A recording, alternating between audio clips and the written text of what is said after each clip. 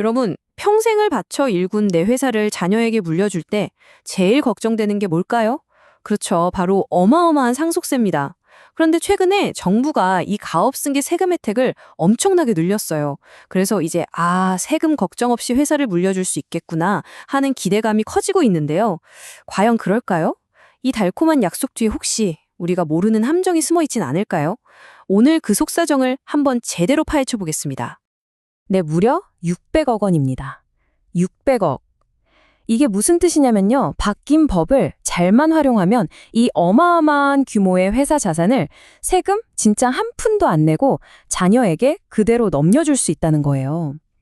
예전 같았으면 상상도 못할 일이죠. 수백억 원을 아끼는 거니까. 정말 파격적인 혜택 아닌가요?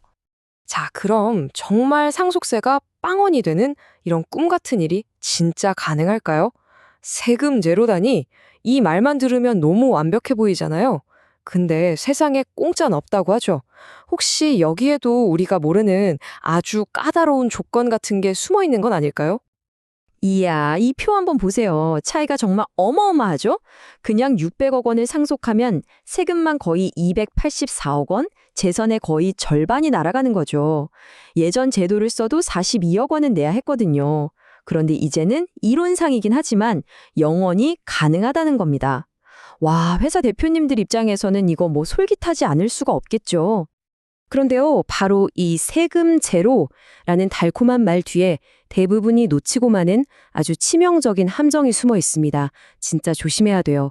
왜냐하면 이 함정 하나 때문에 공들여 세운 모든 계획이 한순간에 물거품이 될 수도 있거든요. 자, 모든 문제의 시작은 바로 이 단어에서 출발합니다. 좀 낯설게 들릴 수도 있는데 바로 사업무관 자산이라는 거예요. 국세청이 바로 이 사업무관 자산이라는 돋보기를 딱 들이대고 우리 회사 자산을 하나하나 뜯어보기 시작하거든요. 그러니까 이걸 제대로 이해하는 게 성공적인 가업승계의 진짜 첫걸음이라고 할 수 있습니다. 이게 무슨 말이냐면요. 아주 간단해요. 회사 이름으로 된 자산이라고 해서 무조건 다 세금 혜택을 주는 게 아니라는 뜻입니다. 국세청 입장은 아주 확고해요. 이 제도는 직원들 월급 주고 땀 흘려서 열심히 돌아가는 진짜 사업체를 위한 거지, 사업이랑 상관없이 그냥 사둔 땅이나 건물 같은 투자 자산까지 혜택을 줄 수는 없다. 바로 이겁니다. 예를 들면 어떤 게 있냐면요. 사업이랑 직접 관련 없는 땅이나 건물이라든지 그냥 놀리고 있는 빈 땅, 나대지 같은 거요. 아니면 임대 줘서 월세 받는 부동산, 또 회사 돈으로 누구한테 개인적으로 빌려준 돈 같은 것들이 대표적인 예죠. 여기까지는 다들 그건 당연히 사업이랑 상관없지 하고 고개를 끄덕이실 거예요. 그런데 말이죠. 진짜 무서운 복병은 지금부터입니다. 많은 대표님들이 이건 당연히 우리 사업 자산이지 라고 철석같이 믿었다가 제대로 뒤통수를 맞는 아주 흔하고 교묘한 함정이 있거든요. 그게 뭐냐면 바로 회사 금고에 쌓아둔 현금입니다. 네? 현금이 왜 문제냐고요? 자, 이런 상황을 한번 그려볼까요? 창업주이신 아버님이 갑자기 편찮아지셨어요. 그럼 가족들은 어떻게 할까요? 상속 절차라도 간단하게 하려고 그동안 갖고 있던 비사업용 땅이나 건물을 막 서둘러서 팔기 시작합니다. 그럼 당연히 회사 통장에는 현금이 갑자기 확 늘어나겠죠? 그런데 바로 이 행동이 덫이 되어버립니다. 국세청에서는 이 갑자기 불어난 현금을 보고 이렇게 생각하는 거죠. 이 돈 사업이랑 상관없는 돈이네? 그리고 국세청은 여기에 아주 날카로운 기준을 들이댑니다. 바로 150% 룰이라는 건데요. 뭐냐면 최근 5년 동안 회사가 평균적으로 갖고 있던 현금보다 150%를 넘어가는 금액은 이유가 뭐든 간에 그냥 사업과 무관한 과다보유 현금으로 딱 찍어서 공제 대상에서 빼버리는 거예요. 아니, 상속 준비하려고 한 선한 의도였는데 이게 갑자기 수십억짜리 세금 폭탄으로 되돌아오는 정말 황당한 순간인 거죠. 자, 이제부터는 정말 머리 아픈 가장 복잡하고 논란이 많은 영역으로 들어가 볼게요. 특히 해외 공장이나 법인을 운영하는 기업 대표님들은 지금부터 정말 귀를 쫑긋 세우셔야 합니다. 바로 이 질문 때문인데요. 과연 자회사 주식은 사업 자산일까요? 아닐까요? 실제로 이런 일이 있었어요.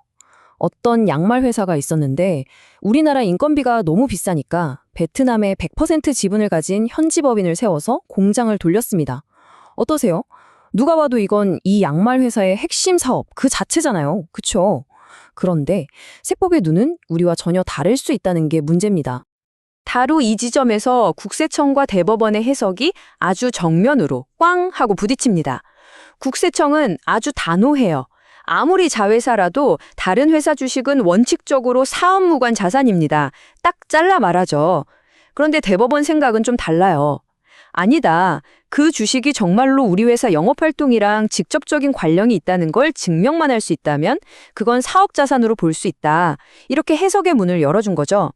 국세청과 대법원, 이 둘 사이의 애매한 회색지대, 바로 여기가 모든 싸움의 시작점입니다. 이게 뭘 의미하는 걸까요? 정말 무서운 얘기입니다. 내 피와 땀이 깃든 당연히 내 사업의 심장이라고 생각했던 그 해외 공장 지분이 어느 날 갑자기 사업과 무관한 판정을 받고 공제 혜택에서 쏙 빠져버릴 수 있다는 거예요. 그리고 그 결과는요? 상상도 못했던 정말 눈덩이 같은 세금 폭탄으로 이어질 수 있다는 거죠. 그럼 도대체 이 복잡한 상황에서 우린 뭘 어떻게 해야 할까요? 자, 이 모든 함정을 피하기 위해서 딱 하나. 이것만은 반드시 기억해야 할 핵심 원칙을 지금부터 정리해 드릴게요. 결국 모든 건 이 한 문장으로 통합니다. 바로 영업활동과의 직접적인 관련성. 이 문장 정말 머릿속에 새겨두셔야 합니다. 앞으로 가업승계를 준비하신다면요. 이 말을 마치 법정에서 쓸 최후의 무기처럼 생각하셔야 해요. 그리고 내 자산이 왜 여기에 해당하는지를 증명할 수 있는 모든 서류와 증거들을 미리 아주 철저하게 준비해둬야 합니다. 그러니까 우리가 최종적으로 기억해야 할 건 바로 이겁니다. 첫째, 모든 증명의 책임은 세무서가 아니라 바로 우리, 납세자에게 있다는 거. 둘째, 이 정도는 당연히 되겠지라는 안일한 생각은 정말 금물이라는 거. 마지막으로 승계가 코앞에 닥쳐서 허둥지둥하는 게 아니라 훨씬 전부터 모든 자산을 하나하나 관리하고 그 사업 관련성을 입증할 자료를 차곡차곡 쌓아둬야만 이 무서운 함정들을 피해갈 수 있다는 겁니다. 사실 가업승계라는 게 단순히 세금 문제만 해결한다고 끝나는 게 아니거든요. 오늘 우리가 깊게 파헤친 이 사업무관 자산이라는 함정을 운 좋게 잘 피했다고 칩시다. 그런데 그걸로 다 끝낸 걸까요? 어쩌면 그 뒤에 더 큰 산이 우리를 기다리고 있을지도 모릅니다. 세금 문제는 해결했는데 왜 우리 회사는 오히려 더 흔들리는 걸까요?